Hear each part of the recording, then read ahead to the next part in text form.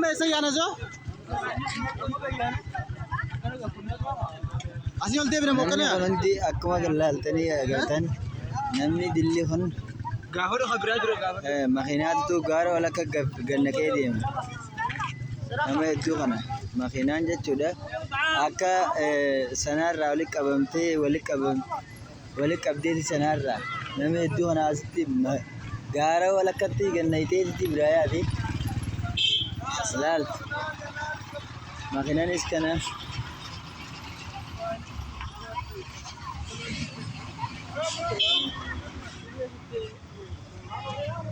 Ganaa namni gatafe jechuudha.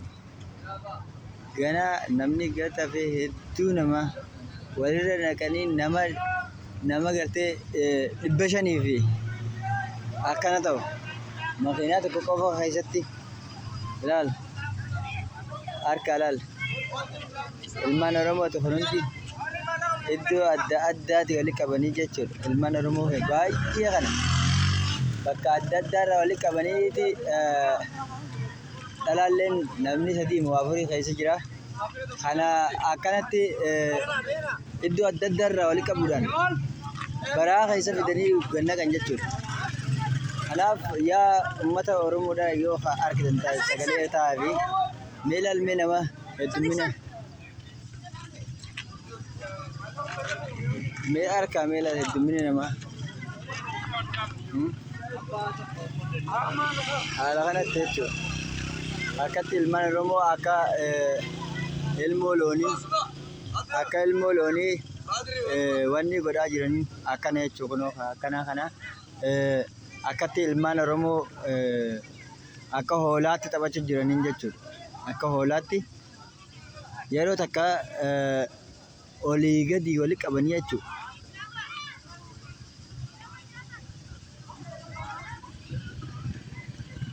Nama 400 fi waa haa ta'u makiinaa takka irratti nama tokko irratti nama 3-4 walirra kaayanii jechuudha. Akka ajaa'ibaatti agadara cimaa irra kaayanii miidhaa jiran akka ajaa'ibaatti kan wanni godhaa jiran. Ganaa uummanni barga laaluu agarta uummata. Ganaa uummata hedduutu gatafe jechuudha.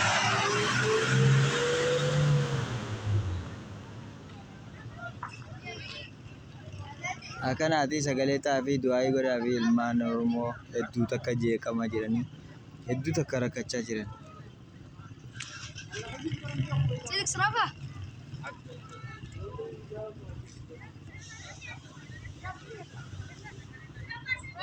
Amma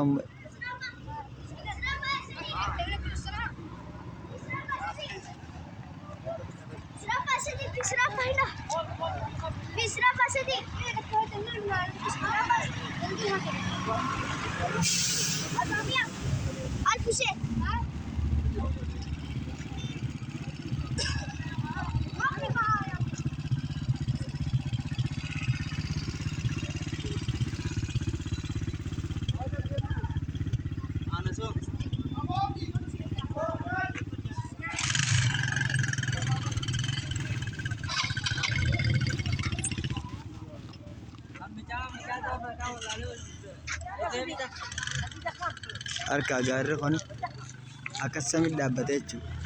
Gaarri dheeraa akkan dheeraa 3 gidduutti bakka inni beeni gidduutti gannaqanii biraa deeman jechuudha.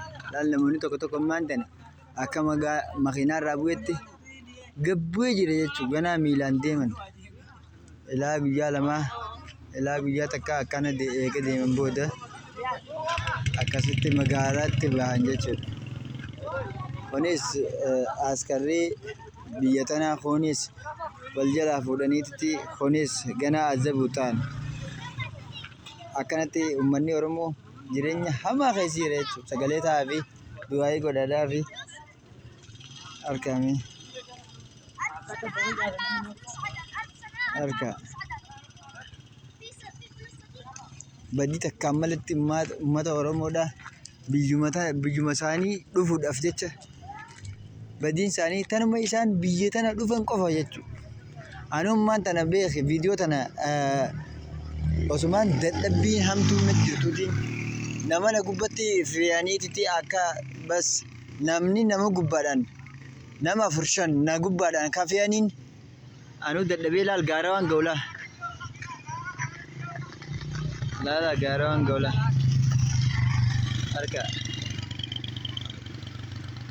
Harka gaara waan ga'u. Harka dadhabbii hamtuu keessa osoo hin jiruutiin viidiyoo tana osumaan itti yaadin mare jechuudha. Osumaan itti yaadin hin mare laa. Viidiyoo tana osumaan itti yaadin. Akkana tana. Kana namni gargar faca'ee jira. Dhaggeeffattoota keenya akkanaati gartee har'aan tana hedduu takka jeequmsa guddaa keessa jirra. Dadhabeetiin akka malee jeeqamu jira saniifin viidiyoo dadhabbiidhaa takka maree anilleen tasaan qabame akka ilmoo gartee qeerransa wanni ari'utti akka bada akka qeerransa gartee ree ari'utti ree marrachiisutti ari'anii biyya magaalaa guddoo keessaa nu qabuudhaan gartee bakka kanaa nu buusan jechuudha. Meegaa yoo nuyi viidiyoo kana agartan sheer godhaatti waliin gahaadha. Du'aa illee nurraa godhaadha. Yaa boo akka malee cinqamu jirra. Ammaan tana hallayyaa keessa gad deemu jirra jechuudha. Ganaa magaalaa Adan bakka yaamtu arguudhaaf guyyaa 2 yoo deemne malee arguu hin dandeenyu jechuudha. Kanaaf uummata keenya uummata Oromoodhaa hedduu takka sagalee nuuf ta'aadha. Sheer godhaadha. Magaalaa guddoo sanaa keessaa nu qabanii bakka tana nu fidanii magaalaa guddoo tana amma ganaa haala yaaddessaa ta'e irra jirra jechuudha. Gaafatiyyoo gaafa dhiyoodhaa gaafa uummata akkasitti guggubansan haala kanatti hedduu takka haala kanatti cinqanii nama rabbashaniititi eegasii akhirarra macarashaarra guban jechuudha uummata sana. Bakka gaafa dhiyoo uummata sana itti gubansan bakka san tursiisaniititi bakka san nu tursiisanii amma achirraa nu gabbuusanii garuu akka gaafa dhiyoo nu godhuudhaaf yookaan akka gaafa dhiyootti nu gubuudhaaf jecha ta'uudhaaf deemanillee hin beeknu. Eegalanii jiranii ammaas akka gaafa dhiyoo san eegalanii jiranii sagalee nuuf ta'a Yaman keessatti hedduu takka cinqamaa jirra. Namni gartee daa'ima qabu jira. Yaman keessaa nama daa'ima qabu jira.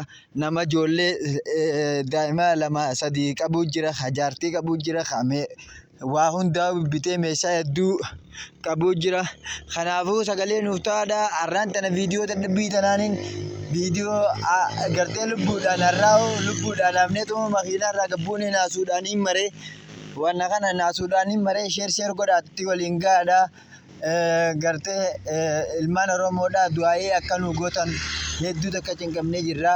Nama gartee taajira miskiina osoo hin jenne osoo nama hunda walitti qabuudhaanii akkana nu jeequ jiranii harkaatti akkasitti sagalee nuuf ta'aadhaan isiniin ja'a.